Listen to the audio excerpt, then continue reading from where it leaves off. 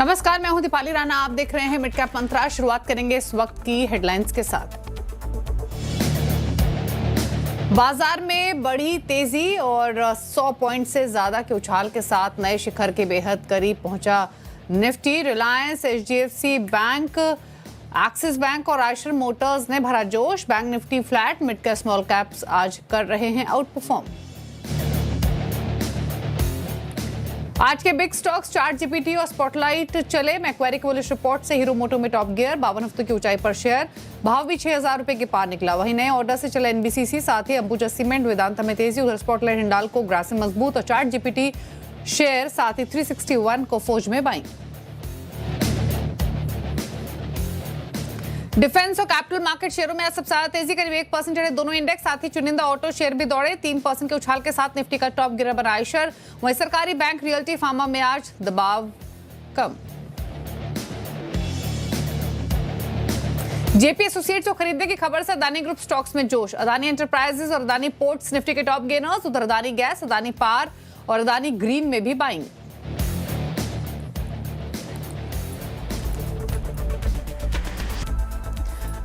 आप देख रहे हैं मिड कैप मंत्रा। प्रूडेंट कॉर्पोरेट के प्रदीप हुडचंदानी हमारे साथ बने हुए हैं। फटाफट से लेकर आते हैं समय का बाजार का हाल आपकी स्क्रीन पर। तो हाल तो बेहतर दिखाई दे रहा है आज के सेशन में, और निफ्टी अब ऑल टाइम हाईज को छूने की पूरी तैयारियां करते हुए सिर्फ 102 पॉइंट पीछे ही है। 26,277 ये ऑल टाइम हाई रहा है अब तक, और इन स्तरों से 101 पॉइंट पीछे निफ्टी है। फिलहाल अगर देखेंगे तो 26,150 के ऊपर डिसाइसिवली टिकते हुए दिखाई दे रहा है।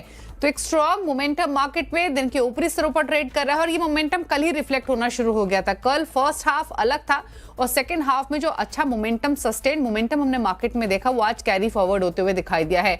इंपॉर्टेंट ये है कि दिग्गजों की तरफ से पूरा पार्टिसिपेशन आ रहा है, और इनफैक्ट आज की इस तेजी का क्रेडिट रिलायंस इंडस्ट्रीज को भी काफी हद तक जाता है। एक बार निफ्टी के कॉन्स्टिट्यूएंट्स लेकर आते हैं, बाकी तमाम इंडाइसेस पर फोकस करेंगे।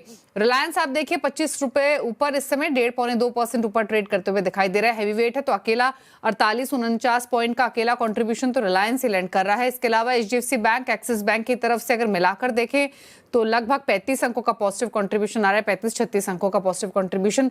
आयशर मोटर्स 8-9 अंकों का पॉजिटिव कंट्रीब्यूशन दे रहा है। वीक साइड पर Asian Paints, ICICI Bank, Maruti Suzuki, HCL Tech शामिल हैं। अब एक बार निफ्टी बैंक दिखाते हैं, मिड कैप स्मॉल कैप्स दिखाते हैं, क्योंकि आज मिड कैप स्मॉल कैप्स में भी मोमेंटम बेहतर दिखाई दे रहा है, और वहां भी एक आउट परफॉर्मेंस देखने को मिल रही है। निफ्टी बैंक पिछले कुछ आधे घंटे के दौरान ज्यादा ही एक्शन बनता हुआ दिखाई दिया है। पहले एक लेगार्ड था, एक रेंज में था, और अभी दिन के ऊपरी स्तरों पर आकर ट्रेड कर रहा है।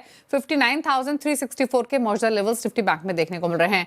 मिड कैप इंडेक्स 200 पॉइंट ऊपर कारोबार कर रहा है आज के सेशन में, और स्मॉल कैप इंडेक्स को देखेंगे तो यहाँ भी बढ़त के साथ ही ट्रेडिंग होते हुए दिखाई दे रही है। 37 अंक ऊपर है, लेकिन इस समय निफ्टी 98-99 पॉइंट्स दूर अपने ऑल टाइम हाई से कारोबार करते हुए। मार्केट की ब्रेथ स्लाइटली पॉजिटिव साइड पर इंक्लाइन है आज, इसलिए 1493 स्टॉक से जो कि बढ़कर ट्रेड कर रहे हैं। गिरने वाले स्टॉक्स की संख्या 1376 के आसपास है। अब सेक्टोरल हीट मैप और लेकर आते हैं आपके सामने, और उसके बाद ट्रेडिंग व्यू लेने की कोशिश करेंगे टिल मार्केट क्लोजिंग। और आज के बाजार में निफ्टी फार्मा, निफ्टी रियल्टी और निफ्टी पीएसयू बैंक, ये तीन ही ऐसी पॉकेट्स है जो कि लाल निशान में दिखाई दे रही है। बाकी सभी पॉकेट्स हरे निशान में हैं। ऑल्दो बाइंग कहां पर है आज, तो Nifty financials, defence, oil and gas, capital goods, यहां बाइंग देखने को मिल रही है। ऑटोज मोमेंटम है। बाकी एफएमसीजी हो या फिर मेटल्स हो या आईटी क्यों ना, ये फ्लैट टुवर्ड्स पॉजिटिव साइड पर कारोबार करते हुए दिखाई दे रहे हैं। निफ्टी अब 95 पॉइंट दूर अपने ऑल टाइम हाई से। लेकिन चलिए, जब तक निफ्टी अपने ऑल टाइम हाईस की जर्नी पूरी करता है तब तक कुछ ट्रेड्स लेते हैं। प्रदीप नमस्कार, बताइए पहले तो निफ्टी बैंक निफ्टी पर राइट टिल मार्केट क्लोजिंग, तेजी वाले ट्रेडर्स क्या करें, नई पोजीशंस तेजी की तरफ बनाने की कितनी गुंजाइश दिख रही है, क्या सलाह? Good afternoon everyone. अक्टूबर में एक स्ट्रॉन्ग अपमूव देखने के बाद नवंबर के फर्स्ट वीक में हमने करेक्शन देखा, और 34 डीएमए का सपोर्ट लेके वहां से रिबाउंड हमने देखा है। और अक्टूबर में एक जो डबल टॉप बना था 26,100 के आसपास, उसको निफ्टी आज क्रॉस कर रहा है। हमारे हिसाब से 26,277 का जो लास्ट ईयर का ऑल टाइम हाई है वो डेफिनेटली अचीव होगा, और ओवरऑल सेटअप को देखते हुए हम एक बड़े टारगेट 26,900 को लेके चल रहे हैं। ट्रेलिंग स्टॉप लॉस के साथ लॉन्ग टर्म पुल करने की एडवाइस हम अपने क्लाइंट्स को दे रहे हैं, और दर्शकों को भी यही एडवाइस कमेंट करेंगे। आज की अपमूव के बाद जो इमीडिएट सपोर्ट है निफ्टी के अर्ली चार्ट्स पे, वो 25,950 पे आ गया है। तो इसी स्टॉप लॉस के साथ एग्जिस्टिंग लॉन्ग होल्ड करेंगे और कोई भी डिप आता है तो इसी स्टॉप लॉस के साथ फ्रेश बाइंग भी एडवाइस करेंगे। निफ्टी बैंक में हमारा नेक्स्ट मेजर टारगेट 60,000 का है और यहाँ पे जो सपोर्ट आर्ली चार्ट्स पे उभर के आ रहा है वो करीबन 58,800 का है। तो इसी स्टॉप लॉस के साथ एग्जिस्टिंग लॉन्ग होल्ड करेंगे और कोई भी डिप आता है तो इसी स्टॉप लॉस के साथ फ्रेश बाइंग की एडवाइस दी जाएगी। ओके, स्टॉक स्पेसिफिक व्यू आपका क्या रहेगा? माफ कीजिएगा, शुरुआत का पोर्शन में सुन नहीं पाया आपको। स्टॉक स्पेसिफिक स्ट्रैटेजी आपकी क्या रहेगी? आई गेस आप Nifty mid cap small cap की बात कर रही हैं। तो मिड नहीं कैप प्रदीप, मैं स्टॉक स्पेसिफिक स्ट्रैटेजी पूछ रही हूँ। कुछ ट्रेड्स आपने आइडेंटिफाई किए हैं? बिल्कुल बिल्कुल, कंफ्यूजन हुआ क्योंकि मैं शुरुआत का आपका पोर्शन सुन नहीं पाया सवाल का। जो आपने अपनी ओपनिंग रिमार्क्स में दो सेक्टर्स की बात की, कैपिटल मार्केट और डिफेंस, तो मेरे जो दो पिक हैं वो इसी सेक्टर में से हैं। पहला जो अगर मैं डिफेंस केस में से बात करूं तो GRSE यानी कि Garden Reach Shipbuilders and Engineers Limited first pick रहेगा। 3 दिन के एक थोड़े से करेक्शन कंसोलिडेशन के बाद ये आज फिर से अप मूव दिखा रहा है और आज के अगर आप इसके वॉल्यूम देखें तो 20 डे एवरेज वॉल्यूम से ऑलरेडी करीबन 1.5-2 गुना वॉल्यूम हो चुके हैं और अर्ली चार्ट्स पे इसने फ्रेश ब्रेकआउट भी कंफर्म किया है। 2940 के आसपास ये ट्रेड कर रहा है। इसी रेट पे इस पे एंटर करेंगे। 2829 यानी कि 2829 का स्टॉप लॉस रहेगा और 3100 यानी कि 3100 के इसमें टारगेट रहेंगे। कैपिटल मार्केट की जो थीम जो मोमेंटम है वहां से कैम्स यानी कि कंप्यूटर एज मैनेजमेंट सर्विसेज हम पिक करना चाहेंगे।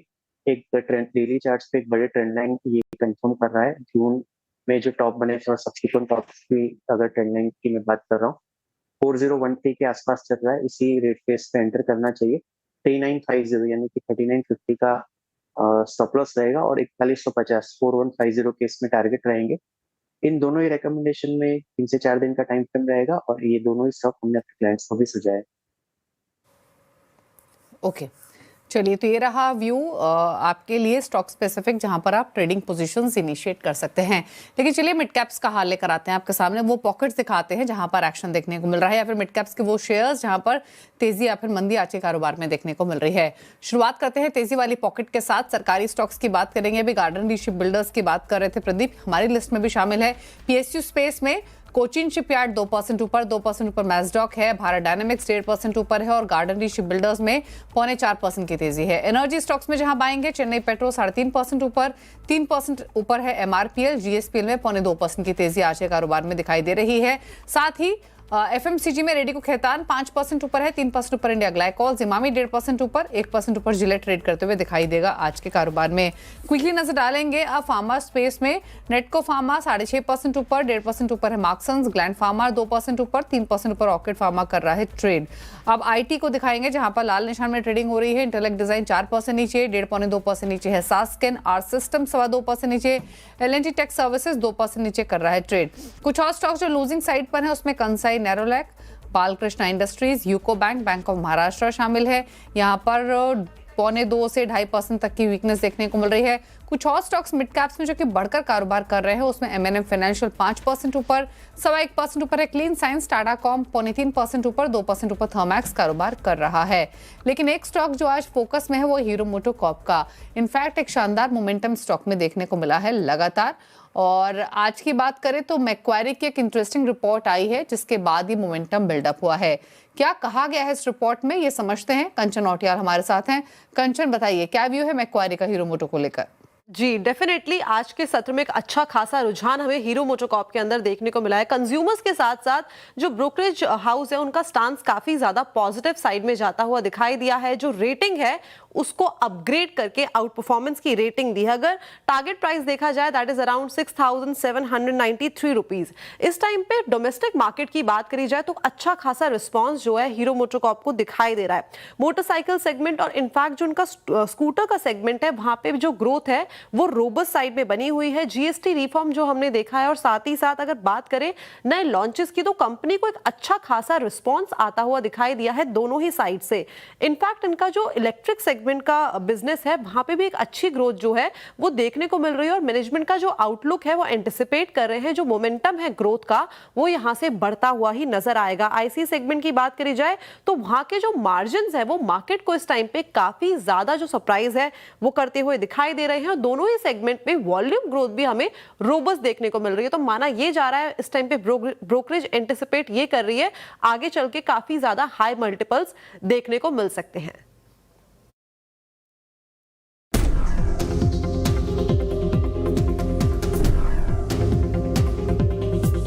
ओवरऑल स्ट्रेंथ देखिए आप इसकी, जीएसटी कट का सबसे जो नंबर 1 प्ले है वो हीरो मोटोकॉर्प है, purely by going by the volume जो इम्प्रूव होंगे। मेरा ये मानना है कि आज इस स्टॉक में कुछ किस्म का बॉटम बन सकता है। ये स्टॉक सबसे ज़्यादा मजबूत था, पिछले 3-4 दिन से इसलिए गिरा था क्योंकि ये एक्सपेक्टेशन थी कि ये निफ्टी से बाहर जाएगा, तो 5165 वाला 5000 तक करेक्ट हुआ। असली इसका जो टेस्ट होगा ना वो नवंबर के सेल्स का होगा, जब जीएसटी कट पूरी तरीके से ट्रांसलेट हो चुका होगा, उसके बाद जो नंबर्स आएंगे उस पर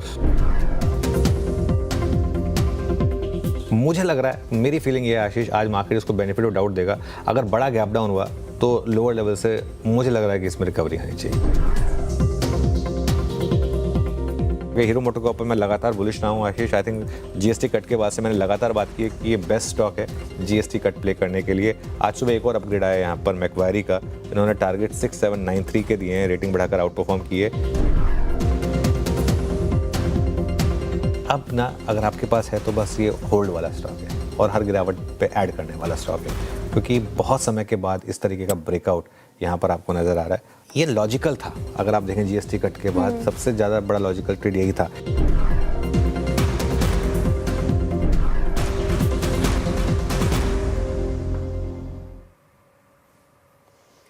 और रुक रहे हैं इसी के साथ एक ब्रेक के लिए, लौटेंगे तो कुछ और खबरें आपके लिए लेकर आएंगे, जल्द वापस आते हैं। आप देख रहे हैं मिड कैप मंत्रा और रुक करेंगे कुछ और खबरों की तरफ। बात करेंगे बायोकॉन के। बायोकॉन का स्टॉक आज वायदा के टॉप लूजर्स में शामिल है। क्या है गिरावट के पीछे वजह, बताने के लिए आशीष चतुर्वेदी हैं। आशीष बताइए। देखिए, बड़ी गिरावट देखने को मिल रही है। शुरुआत से देखें तो अब तक स्टॉक लगातार 4% कमजोर ट्रेड कर रहा है और इसके पीछे कारण ये है कि सिटी की तरफ से डाउनग्रेड आया है, बिकवाली की राहत दी गई है और टारगेट 360 रुपये के करीब का दिया। यानी मौजूदा भाव से भी अगर आप देखें तो स्टॉक में तकरीबन यहाँ पर आपको 10% की गिरावट नजर आएगी। थोड़े से ग्राफिक्स हम फिलहाल के लिए बदल देते हैं। यहाँ पर बायोकॉन के ग्राफिक्स को लेकर आते हैं।